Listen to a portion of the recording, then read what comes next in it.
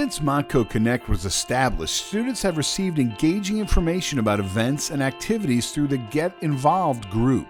Faculty and staff have asked to see the content posted in this group so that they are aware of what is being shared with students.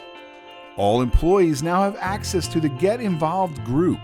Student life, integrated learning, career services, tutoring library services, and student support programs produce the content posted in this group.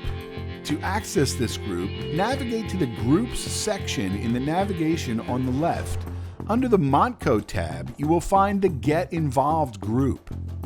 If you wish to mute the content of this group from showing in your activity feed, you can click the bell icon at the top right of your screen. If you ever want the information to show in your activity feed again, you can go back into the group and unmute the feed. If you have any questions, contact Connect at mc3.edu.